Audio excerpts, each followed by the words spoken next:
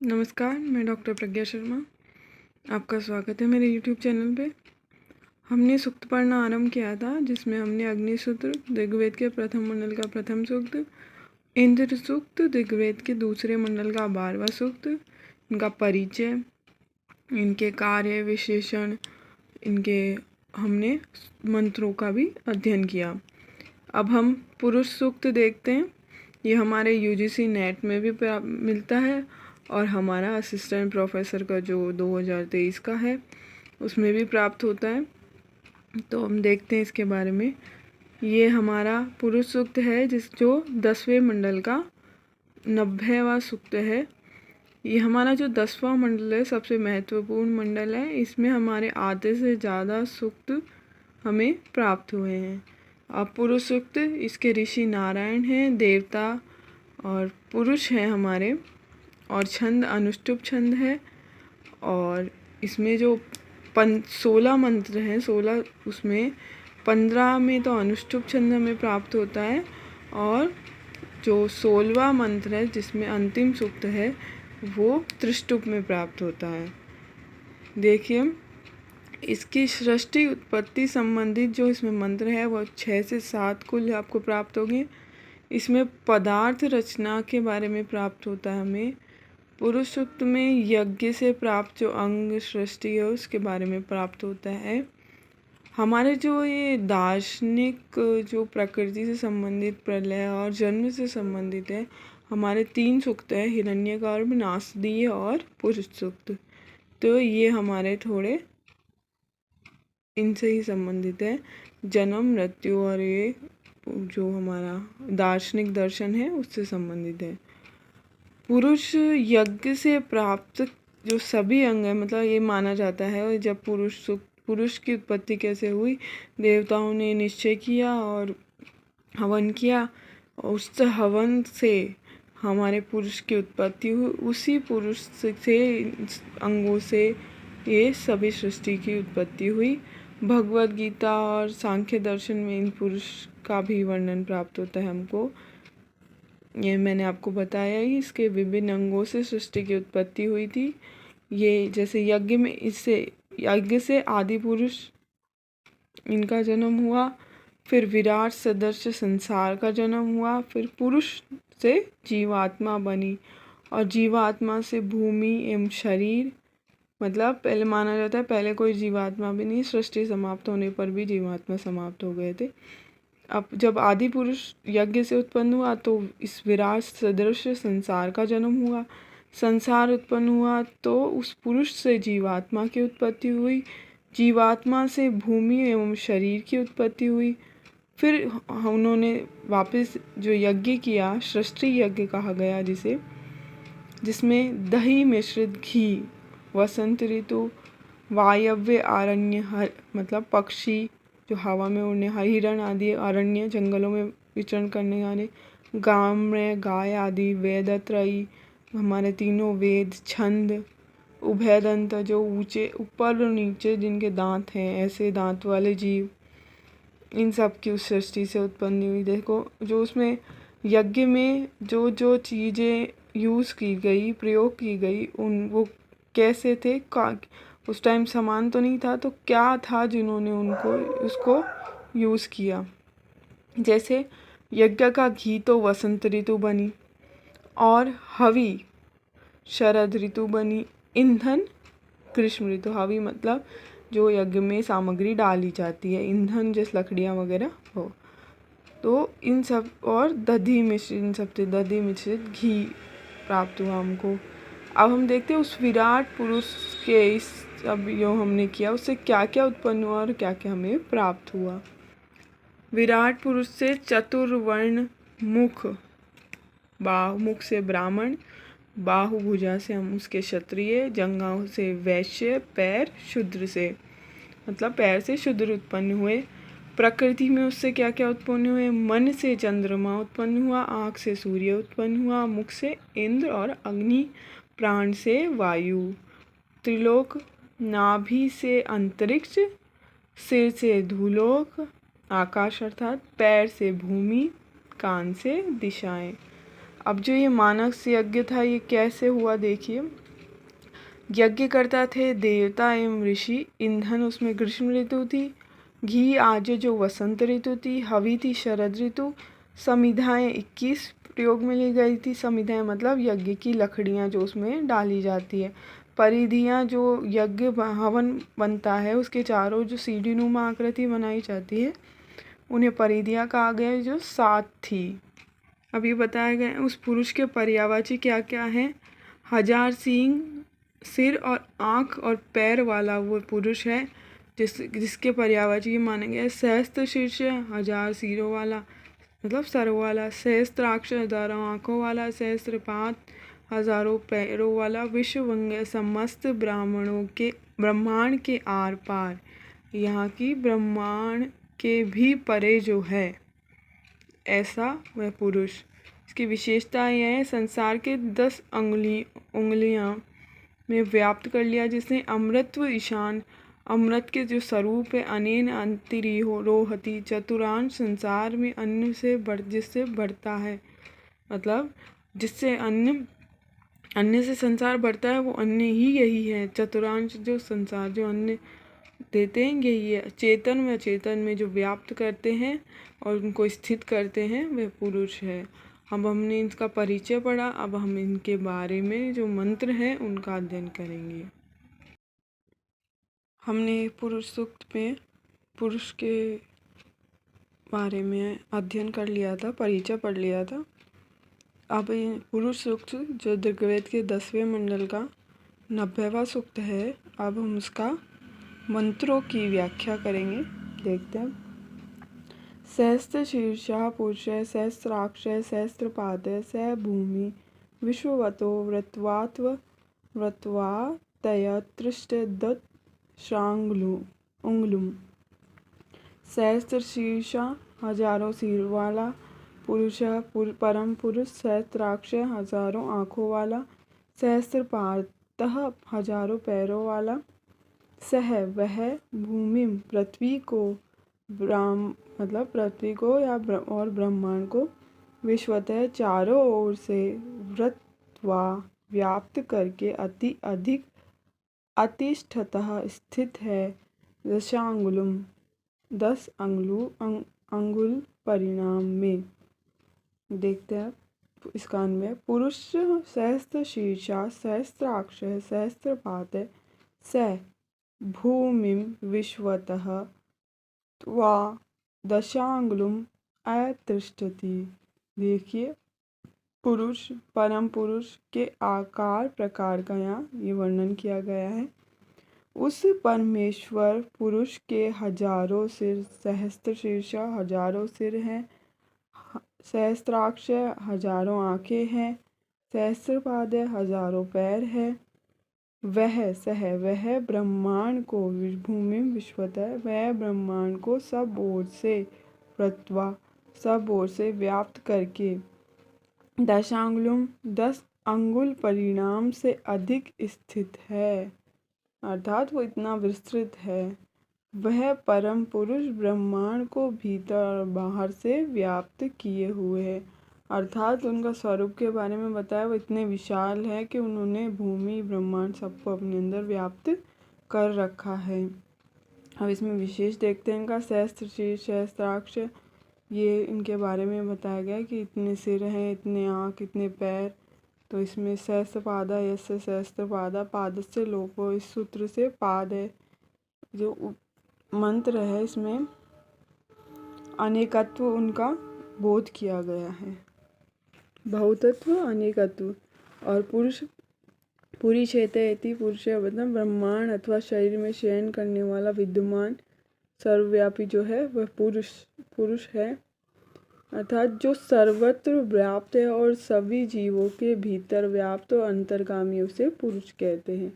भूमि ये पृथ्वी पर्यंत जो सभी जगह है उसे भूमि। दशांगुलम दशानाम अंगुलाम समाहार है, मतलब इसको बताया 3 अर्थ दिए दयानंद जी ने। 5 स्थूल 5 सूक्ष्म भूतों रूपी अंगों का के बारे में, जगत 5 प्राण मन बुद्धि चित्त अहंकार जीव इनको बताया। 10 अंगुल परिणाम वाले हृदय प्रदेश को, ऐसे सबने इसमें बताया। 10 अंगुलों के बारे में बताया गया। अब अगला इसमें देखते हैं। पुरुष एवेदं सर्वं यत् भूतं यच्च भव्यम उताकमृत तव्यशानो यदन्येतानातिरोहति। देखते हैं।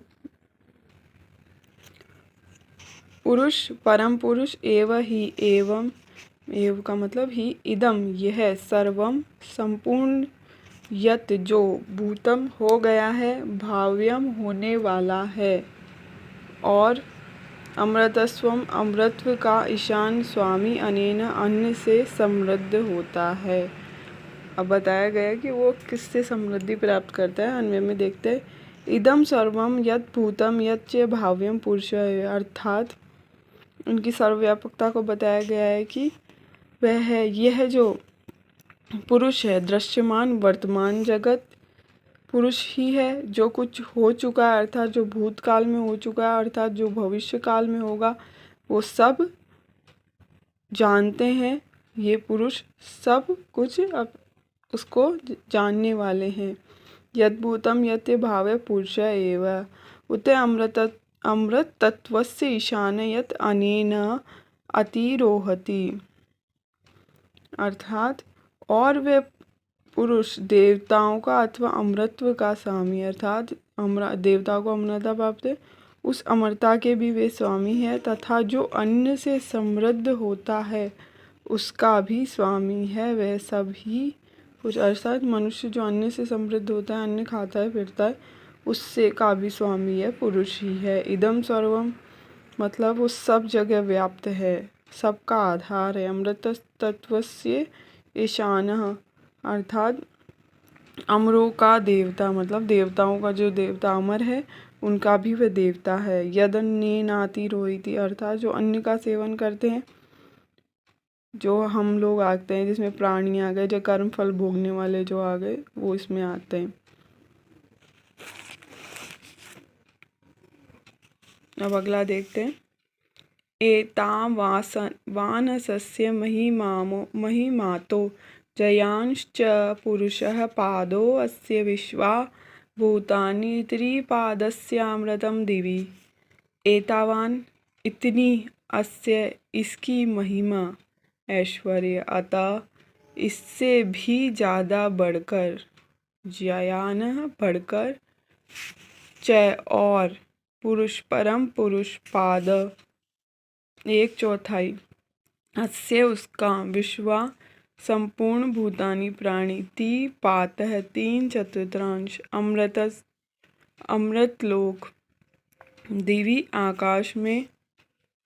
अब इसका देखते हैं अन्वय। एतावान अस्य महिमा पुरुष के स्वरूप का वर्णन किया गया और बताया गया इतनी इनकी महिमा है, अर्थात ये भूत भविष्य और वर्तमान सब जानते हैं, काल त्रयी को जानने वाले, इनकी महिमा इतनी है। पुरुष चैत्य जजान है, यह समग्र जगत इनकी महिमा मात्र का ही स्वरूप है। विश्वा भूतानि अस्य पाद है, इस पुरुष का वास्तविक स्वरूप तो इससे भी अधिक है, पुरुष इससे भी अधिक विराट है, मतलब ये तो इसका सामान्य रूप है, इससे भी विराट इनका स्वरूप है। संपूर्ण प्राणी अर्थात संपूर्ण ये जगत जो भी है केवल 1/4 इनका है। जो संपूर्ण जो संसार है वो तो सिर्फ 1/4 इनका है, इससे भी विशाल है ये।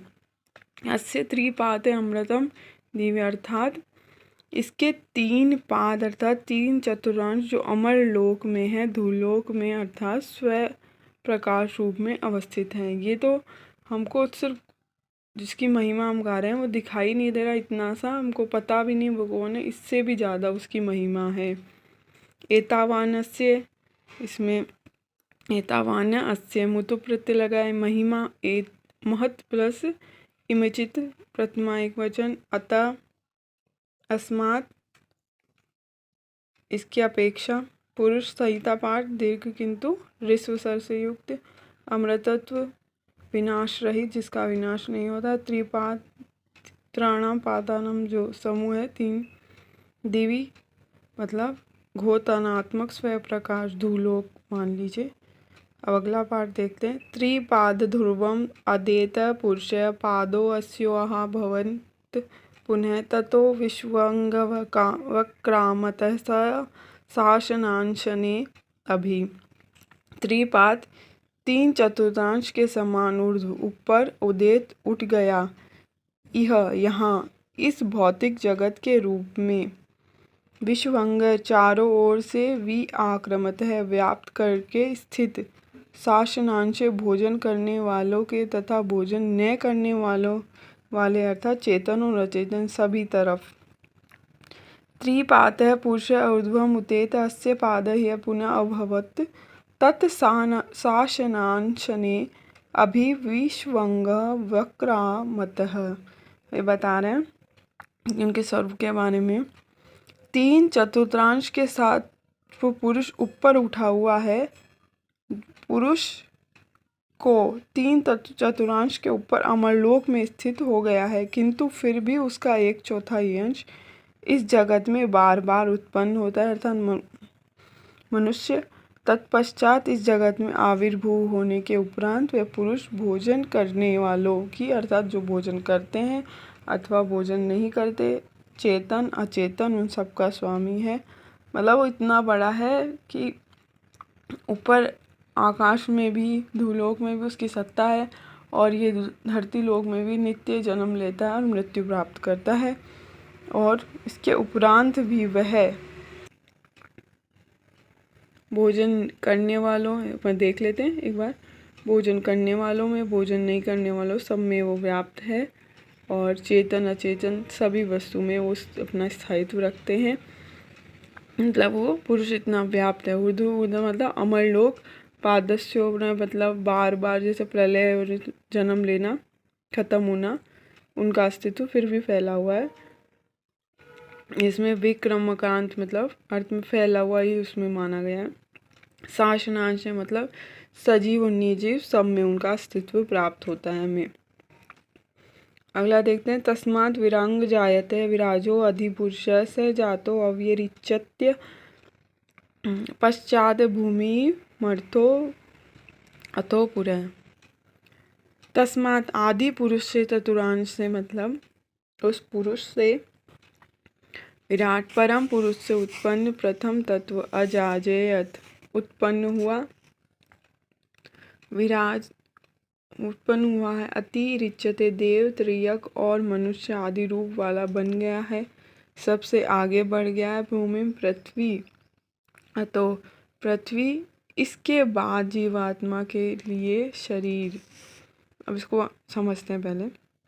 तस्मात् विराट अजाय विराजय अधिभू पुरुष अर्थात आदि पुरुष ने जो सृष्टि की उत्पत्ति की उसके बारे में बताया गया है कि आदि पुरुष से विराट उत्पन्न हुआ। मतलब आदि पुरुष से विराट उत्पन्न हुआ, विराट से जीवात्मा। जो आपको बताया था हवन हुआ था जिसमें सब कुछ देवताओं ने हवन किया, उससे जो आदि पुरुष उत्पन्न हुआ, आदि पुरुष से विराट की, विराट से जीवात्मा उत्पन्न हुई, जीवात्मा से रूप में पुरुष उत्पन्न हुआ। उत्पन्न होने से उसने देव त्रियक मनुष्य आदि रूप वाला बनकर अपने विराट से अलग कर लिया और सबसे आगे बढ़ गया। मतलब उन्होंने सबको उत्पन्न किया और विराट सबको उत्पन्न करके सबसे आगे बढ़ गया। तत्पश्चात उसने पृथ्वी को उत्पन्न किया, उसके बाद जीवात्मा के शरीर का निर्माण किया। तो ये इसमें उत्पत्ति के संबंध में बताया गया है कि आदि पुरुष सबसे पहले उत्पन्न हुआ। आदि पुरुष ने विराट से जीवात्मा, आदि पुरुष से विराट उत्पन्न हुआ, विराट से जीवात्माएं उत्पन्न हुई, जीवात्मा ने देव त्रियक आदि बनकर सब अपने अपने अलग अलग बढ़ गए आगे। तो विराट इन सबको छोड़ के अपने आगे बढ़ गया। तत्पश्चात उसने पृथ्वी को उत्पन्न किया। पृथ्वी उत्पन्न हुई तो उन्होंने जो जीवात्मा उत्पन्न हुई थी उनके लिए शरीर उत्पन्न किए। इसमें बताया गया उपयुक्त 5वें इसमें मंत्र में। तस्मात् आदि पुरुष के लिए बताया गया। विराट जीव के बीच में जो स्थिति है, जो विराट है पुरुष, विराजो अधि पुरुष है, देह से के ऊपर उसी देह का अधिकार अब सबसे शक्तिशाली। स जातो अति अत्यरिच्य, मतलब जो पैदा होते ही आगे बढ़ गया, आगे पहुंच गया, जिसने सब कुछ करा। पश्चात भूमि थी पूरा मेरी बताया गया, वो पैदा हुआ, उसने पृथ्वी बनाई और पृथ्वी के पश्चात उसमें जीवों का उत्पत्ति की, जो शरीरधारी जीव हैं। देखते हैं। यत पुरुषेण हविष्या देवे यज्ञ मनवतः वसंतो अस्यादि जायम ग्रीष्म इधर और शरद हवि। अब इसमें जैसे अपन ने पढ़ा है पहले भी कि उन्होंने हवन किया, उसमें क्या क्या जो हवन की सामग्री है उसके बारे में बताया। यत जब पुरुषेण पुरुष रूप हविषा हवि से देवा देवताओं ने यज्ञ को अतन्वतः संपन्न किया। वसंत ऋतु अस्य इसका आज्यम घी बनी। उद्वम ईंधन शरद ऋतु ईंधन और शरद ऋतु हवि। देखते हैं। यत देवा पुरुषेण हविष्यम यज्ञ अतन्वतः अस्य आज्यम वसंत ईंधनम ग्रीष्म हवि आसीत। देखते हैं। द्रव्यों के अभाव के कारण पुरुष ने हवि के रूप में अकल्पनीय रूप का षष्ठी जब उत्पन्न हुई, तो अब बता षष्ठी उत्पन्न देवताओं ने उस टाइम देवताओं ने साध्यों और ऋषियों ने यज्ञ किया, उसी का इसमें बताया गया। जब सृष्टि रचना के क्रम में देवताओं ने यज्ञ पुरुष रूप हवि द्वारा सृष्टि यज्ञ को मानस यज्ञ को प्रारंभ किया, उस समय वसंत ऋतु उस समय उस यज्ञ का घी बनी, ग्रीष्म ऋतु उस समय उसका ईंधन बनी, शरद ऋतु उस समय उसकी हवि बनी। अर्थात विभिन्न ऋतुएं उत्पन्न जब हुई, इससे उस टाइम कुछ नहीं था हवन वगैरह का सामग्री, तो उन्होंने जब विराट पुरुष उत्पन्न हुआ उसकी सहायता से ये सब आगे किया कि शरद ऋतु ग्रीष्म ऋतु और इसमें वसंत ऋतु को उन्होंने आधार बनाया, वसंत को घी बनाया, ग्रीष्म ऋतु को ईंधन के रूप में प्रयोग किया जो लकड़ी वगैरह प्रयोग होती है, शरद ऋतु को हवि अग्नि। अब देखते हैं। यत उसका रूपांतरण अन्वतः पुरुष एक वचन आज्यम इसमें यत प्रत्यय, तो इसमें यही बताया गया आत्म यज्ञ किया गया था उसके बारे में। उस मानस यज्ञ जो हुआ था उसमें क्या क्या जन्म हुआ यह पढ़ेंगे। तय यज्ञम बर्हिषि पोषण पुरुष जातमग्रतः तेन देवा अयजन्तः साध्या ऋष्यश्च ये। तत् उस यज्ञ साधन भूत बर्हिषि ध्रुवा पर जल से अभिषेक कराया। पुरुष को उत्पन्न सर्वप्रथम उसने देवताओं ने यज्ञ किया, प्रजापति आदि सृष्टिकर्ताओं ने ऋषियों ने। अब वही यज्ञ के बारे में बता रहे। तम अग्रतः जाता यज्ञ पुरुषः देवा बर्षि पय औसतः। अब जो मानस यज्ञ किया था उत्तर षष्ठी की सिद्धि के लिए पुरुष को हवि के रूप में कल्पित किया गया है, मतलब वो जो मेन था वो है हमारा पुरुष। उसमें बताया गया उस सबसे पहले उत्पन्न यज्ञ के साधनभूत पुरुष जो था, पशु को देवताओं ने पवित्र ध्रुवा पर रखकर, मतलब जो पुरुष पशु रूपी पुरुष उत्पन्न हुआ तो उसको देवताओं ने पवित्र ध्रुवा पर रखकर जल में अभिव्यक्त किया। उस पर जल छिड़का। पुरुष पशु से देवताओं ने, प्रजापति आदि सृष्टिकर्ताओं ने तथा जो ऋषि थे उन्होंने यज्ञ संपादित किया। मतलब जो प्रजापति को माना जाता है जन्मदाता, और ये बाकी ऋषि जो सृष्टि करता है उन सब ने उस पुरुष को आधार बनाकर, जो सबसे प्रथम जन्म लिया था उसको आधार बनाकर सृष्टि की उत्पत्ति की। ना देखते हैं। तस्माद् यज्ञात् सर्वभूतम प्रसदाज्यम पशून्ताश्चक्रे वायव्याम आरण्याम ग्राम्याश्च ये। अब उससे उत्पन्न क्या क्या हुआ देखते हैं। तस्मात् उस यज्ञ से, सर्वभूत उस यज्ञ से जिसने स्वरूपात्मक पुरुष का हवन किया था, दधि मिश्रित घृत, पशुओं को ऊन उत्पन्न किया, आकाश में रहने वालों को उत्पन्न किया, आरण्य जंगल में रहने वालों को, ग्राम्य गांवों में रहने वालों, और ये जो थे, देखते हैं, मैंने बताया उत्पत्ति के बारे में। जिस यज्ञ में सभी कुछ अथवा सब का आत्मरूप पुरुष आहूत कर दिया गया, उस यज्ञ से दही मिश्रित घृत इकट्ठा किया गया। दही से मिश्रित घी उत्पन्न हुआ, उससे एकत्रित दधि मिश्रित घृत से पुरुष ने आकाश में रहने वाले पशु अर्थात पक्षी और जंगलों में रहने वाले हिरण आदि पशु और गांवों में रहने वाले अश्व गो आदि पशु को उत्पन्न किया। उससे ये बता रहे कि वायव्याम आकाश में उड़ने वाले, आरण्याम जंगलों में रहने, गाम्याम जो पाले जाते हैं पशु अश्व गाय वगैरह, उनके बारे में बताया। सर्वभूत यज्ञ ने सबसे ग्रहण किए हुए और पूजनीय परमात्मा उस पुरुष के बारे में बताया गया है जिसने हवन किया था। पुष्टाज्यम पुष्यते आज्यम और सर्वभूत है, और इसमें सर्वभूत जो उसमें दिए वायव्याम वायुयत वायव्याम, आरण्यत या आरण्याम, गाम्याम गाँवों में।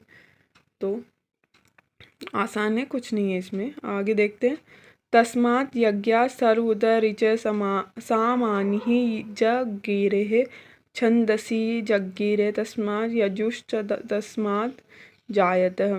देखिए, तस्मात् उस यज्ञ से, सर्वभूत उस यज्ञ से जिसने स्वरूपात्मा पुरुष का हवन हुआ था,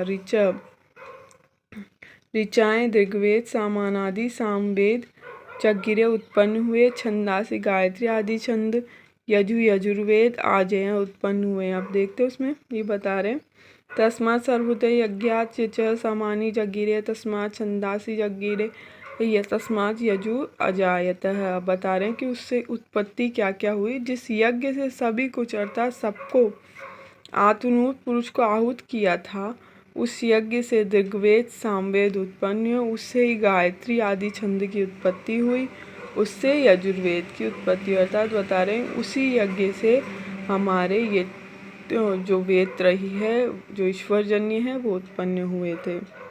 द्वितीय सामान्य छंद यही बता रहे, ऋचाएँ जो हमारी सामान्यानी और प्रथमा ये जगीरे जानी प्रादुर्भ धातु लिट लकार, यजु यज्ञ यज्ञ, आज यंते मतलब उससे उत्पन्न।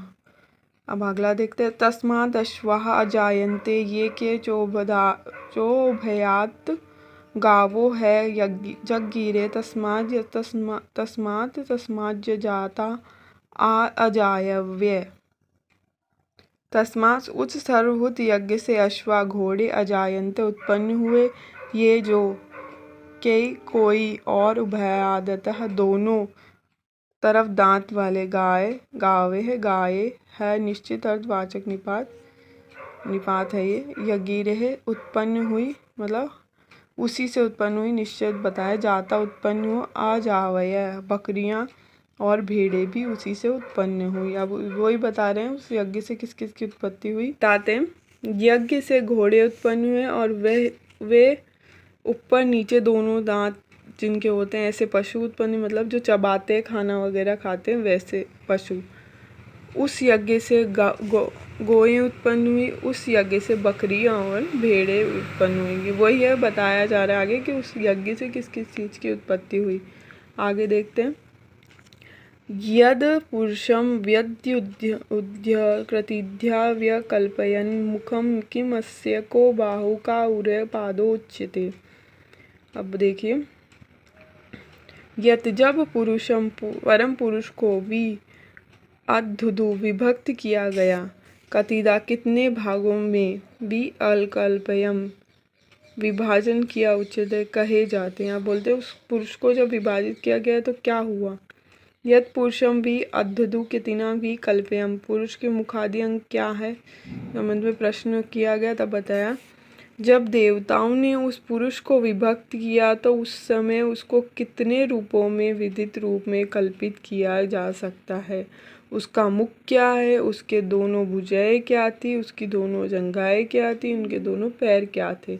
अब ये प्रश्न किया गया कि उनको विभाजित किया गया तो उनको एक एक विभाजन में उनको क्या क्या बने, अब उसी का आंसर है इसमें। देखिए, ब्राह्मणो अस्य मुखम आसीदः बाहुराजन्य कृतः उरु तदस्य यद्वैश्यः पदभ्याम शूद्रो अजायत। अब इसमें चतुर्वर्ण का बताया गया है, उनके किस भाग से किस वर्ण का जन्म हुआ। उरु दोनों जंघाओं तथा उनसे उसकी यत जो थी, वैश्य पदाभ्याम दोनों पैरों से शूद्र अजायत उत्पन्न हुआ। ब्राह्मण अस्य उसका मुख, आसित बाहु दोनों भुजाओं से क्षत्रिय, जंघाओं से उसमें वैश्य और पैरों से शूद्र। देखते हैं इसका अर्थ में। अस्य मुखम ब्राह्मण आसीत् राजन्य बाहुकृतः कृद्य वैश्य तस्य उरु शूद्र पदभ्य अजायत। देखिए, पुरुष के मुखादि अंगों का वर्णन किया हुआ है। बताए ब्राह्मण उस पुरुष के मुख से, दोनों भुजाओं से क्षत्रिय, उसकी दोनों जंघाएं थी उससे वैश्य और दोनों पैरों से शूद्र उत्पन्न हुए। ये एकमात्र जगह है जहाँ पर ये बताया गया है कि सामाजिक व्यवस्था के बारे में, वर्ण व्यवस्था के बारे में। पहले वर्ण व्यवस्था जन्म के आधार पर नहीं होती थी, पहले वर्ण व्यवस्था कर्म के आधार पे होती थी।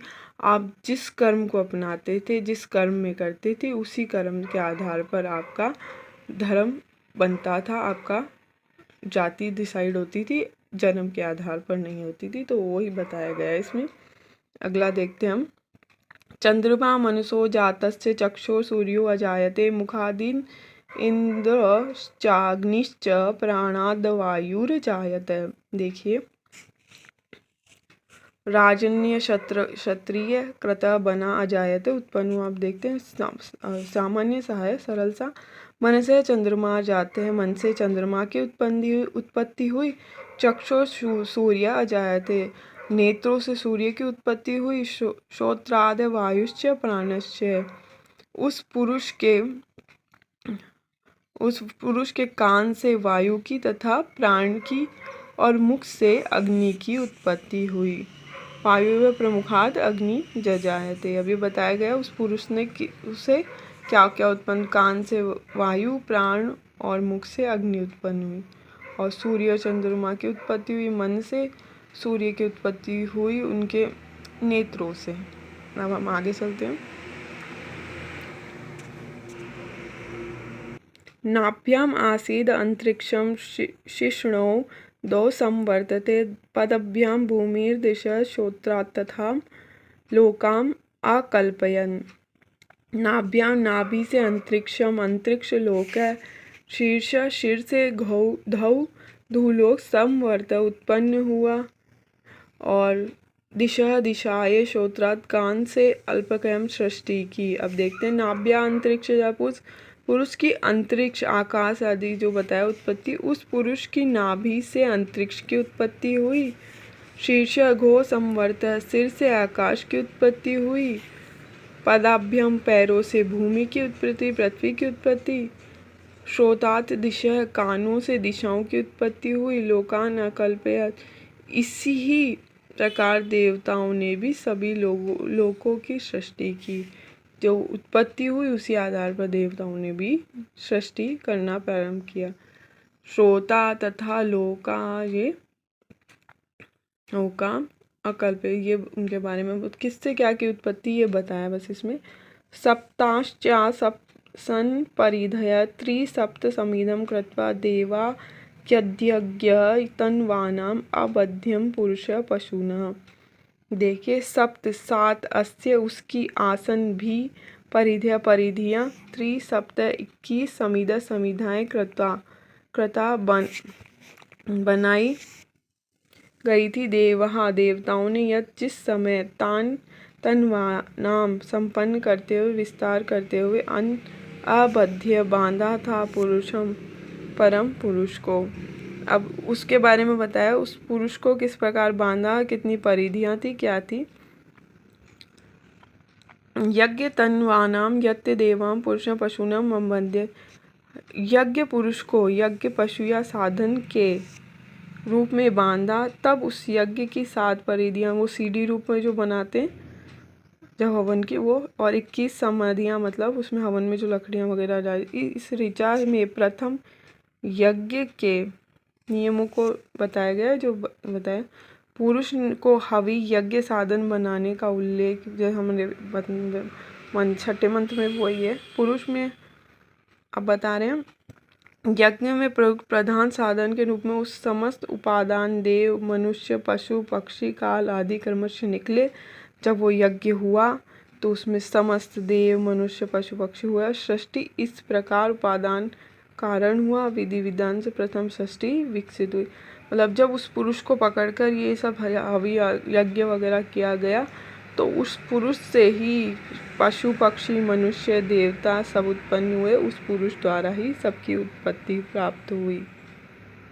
अब अंतिम देखते हैं इसका। यज्ञेन यज्ञमयजन्त देवास्तानि धर्माणि प्रथमायंसः ते नाक महिमानः सच्यन्तः यत्र पूर्वे साध्या सन्ति देवाः। देखिए, आयजंतः पूजन किया, तानी कि वे ही प्रथमानी सर्वप्रथम है, वही बताया तो निश्चित अर्थ का निपात है। नाकम सर्ग महिमानम पूजने वाले सचंतः प्राप्त किए। देवाः यज्ञेन यज्ञम अजंतम, पुरुष की उपासना करने से प्राप्त होने वाले जो फल का यहाँ पे वर्णन किया गया है। यज्ञ से देवताओं ने यज्ञ पुरुष का पूजन किया, उस पूजन से प्रयुक्त नियम विधान सर्वप्रथम धर्म थे। उसके अनुसार पूजन वाले महान यजमान महत्व प्राप्त उपासक समस्त सुखों से स्थल उस स्वर्ग लोक को निश्चित रूप से प्राप्त करते हैं, जहाँ प्राचीन काल के साधव गण विराट की उपासना के साधन तथा देवता निर्वात करते हैं।